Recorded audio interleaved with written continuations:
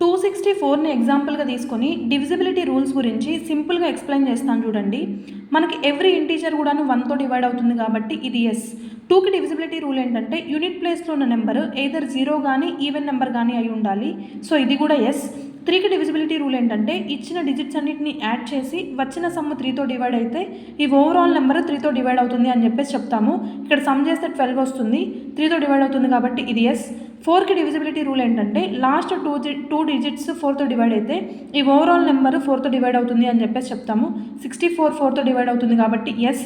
5కి divisibility rule ఏంటంటే last unit ప్లేస్లో ఉన్న నెంబర్ ఎయిదర్ 0 కానీ 5 కానీ అయి ఉండాలి. ఇక్కడ లేదు కాబట్టి నో. 10కి డివిజిబిలిటీ రూల్ ఏంటంటే యూనిట్ ప్లేస్లో ఉన్న నెంబర్ 0 ఉండాలి, లేదు కాబట్టి ఇది కూడా నో. 6కి డివిజిబిలిటీ రూల్ ఏంటంటే ఈ నెంబర్ 2 అండ్ 3తో డివైడ్ అయితే 6తో కూడా డివైడ్ అవుతుంది అని చెప్పేసి చెప్తాము. 2 అండ్ 3 అనేవి కోప్రైమ్స్ గుర్తుపెట్టుకోండి. 8కి డివిజిబిలిటీ రూల్ ఏంటంటే మనకి ఎంత పెద్ద నెంబర్ ఇచ్చినా సరే లాస్ట్ 3 డిజిట్స్ 8తో డివైడ్ అయితే ఈ ఓవరాల్ నెంబర్ 8తో డివైడ్ అవుతుంది అని చెప్పేసి చెప్తాము. 264 అంటే 33 ఇంటూ 8గా రాసుకోవచ్చు కాబట్టి ఇది ఎస్.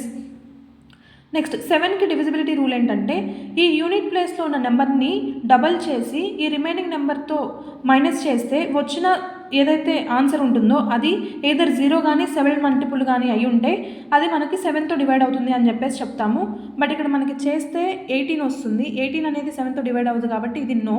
11కి డివిజిబిలిటీ రూల్ ఏంటంటే ఆల్టర్నేటివ్ నెంబర్స్ని యాడ్ చేసి వాటిని మైనస్ చేస్తే వచ్చే సమ్ ఎయిదర్ 0 కానీ లేదా 11 మల్టిపుల్ కానీ అయి ఉంటే ఆ ఓవరాల్ నెంబర్ 11తో డివైడ్ అవుతుంది అని చెప్పేసి చెప్తాము. చేస్తే అవుతుంది, సో ఇది కూడా ఎస్. ఇక్కడ సేమ్ ఇలానే ఈ క్వశ్చన్ని ఆన్సర్ చేసి కామెంట్ చేయండి.